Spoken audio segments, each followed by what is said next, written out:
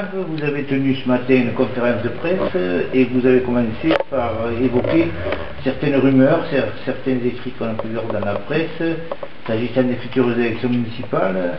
Alors quel était l'objet de votre intervention? Ce que je voulais, c'était rappeler deux petites choses. D'abord, ce que j'avais dit à l'occasion d'autres points de presse ou d'autres déclarations. Le premier intérêt, c'est d'abord le projet que vous souhaitez proposer aux Lourdaises et aux Lourdais dans le cadre des élections municipales et de ce qui va en découler en 2008.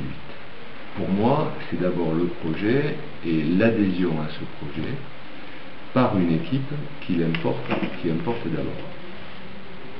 J'ai précisé par ailleurs ce que j'avais déjà dit à une ou deux occasions.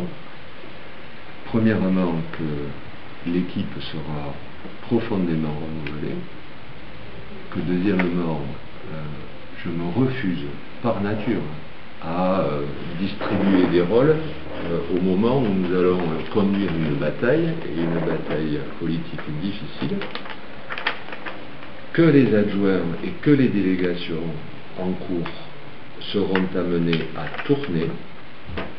Chacun, dans l'avenir, occupera une délégation qui sera une délégation très changée. Changée certainement par les hommes et les femmes. C'est à la fois la constitution de l'équipe qui le décidera et puis bien évidemment le scrutin. Nous allons revoir l'intitulé des délégations pour les actualiser. Et il est clair que, par exemple, des adjoints des conseils municipaux qui continueront dans le cadre de Lourdes avec vous, par nature, ont vocation à changer de rôle. Donc, moi, je ne m'associe pas à des supputations ou à des hypothèses. D'abord, ce n'est ni le temps, ni le moment. L'appellation intitulée de votre liste sera laquelle? Ce sera Lourdes avec vous. D'accord.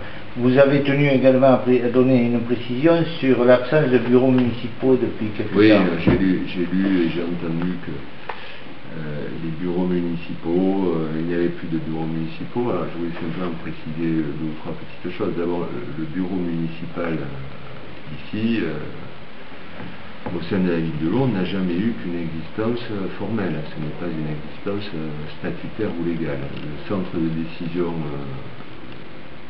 ici, c'est le conseil municipal. C'est le seul organe, je dirais, de décision démocratique qui existe. J'ai rappelé aussi que on ne pouvait pas forcément se plaindre de l'absence que j'ai décidé de la mise en sommeil de ces bureaux municipaux par souci de cohérence. Je dis bien de cohérence. Et le principe de cette mise en sommeil est lié à ce souci de cohérence. J'ai dit que, par exemple, moi je disais une forme de paradoxe, le Parti communiste français avait inventé, entre guillemets, en 1936, le soutien sans participation. Là, on voudrait inventer la participation sans soutien. Bon, donc, souci de cohérence égale mise en sommeil de ce bureau municipal. Je rappelle quand même que la vie municipale, je rassure tout le monde, suit son cours, les services fonctionnent, les adjoints et les adjointes, pour la plupart, sont au travail. Le ville de Lourdes, en tout cas la mairie de Lourdes n'est fermée que le samedi et le dimanche, encore le samedi hors mariage. Bref que voilà, les choses suivent son cours naturellement. Alors, vous avez également évoqué les cantonales et les turbulences au MODEM. Quelle sera la position du secrétaire départemental de l'UMP, que vous êtes aussi? D'abord, ce sera la position du comité départemental de l'UMP, au-delà de la position du secrétaire départemental de l'UMP. Qu'est-ce que j'ai dit? J'ai dit qu'il me semblait qu'il y avait un certain nombre de turbulences à ce qu'on appelle le MODEM, mais j'ai rappelé que le MODEM, jusqu'à ce jour, bientôt ça va changer, n'avait pas d'existence légale. On parle d'UDF MODEM aujourd'hui, dont le président est Roland Castel, le maire de Bagnac.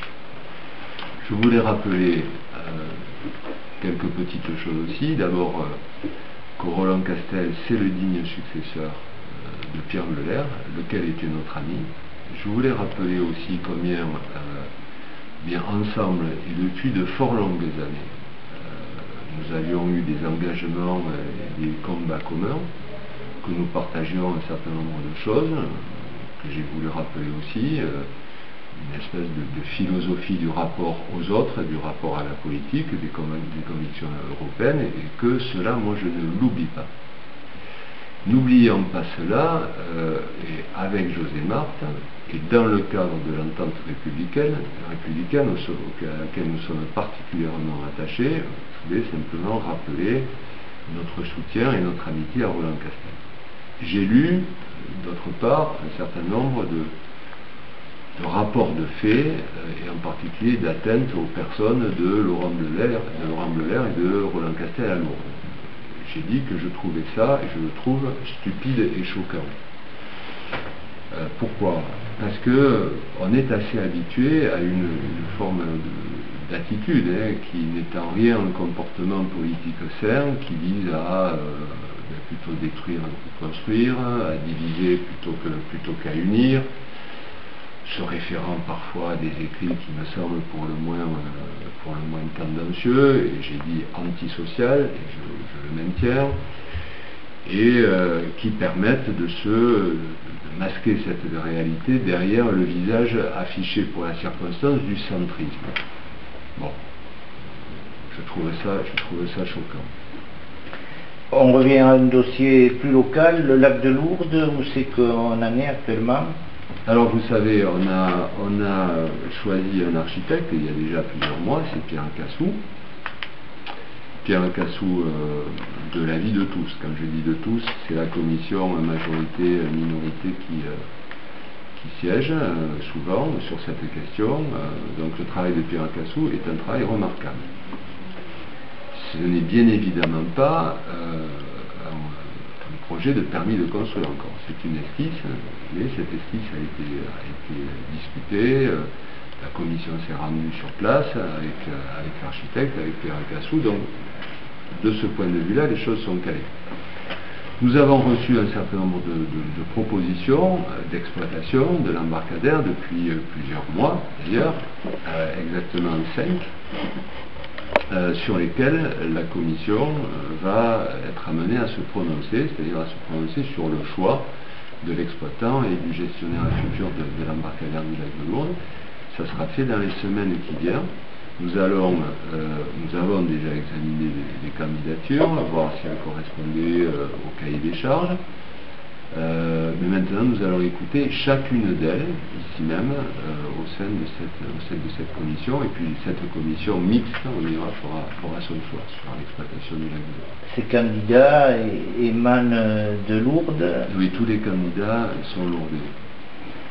Pour terminer, on va parler du contrat de cohésion sociale.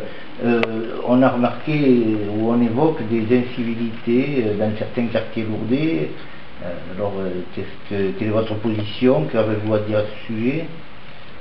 Il y a 3 acteurs dans cette affaire, dans cet environnement, et ces 3 acteurs sont indissociables. Le premier acteur, c'est le bailleur social. Le deuxième acteur, c'est la ville de Lourdes. Et le troisième acteur, c'est aujourd'hui le contrat de cohésion urbaine. Moi, j'ai voulu que nous ayons un contrat de cohésion urbaine. Je dis bien, je l'ai voulu, puisque il est question d'une négociation qui emporte aussi la communauté d'agglomération de Tarbes. Donc c'est la première fois dans ce département, malgré le fait qu'il y ait 2 contrats, qu'il y ait une démarche commune afin de résoudre cette problématique. Ça, c'est le schéma qui doit nous guider. Alors, il y aura en fond de tableau quoi?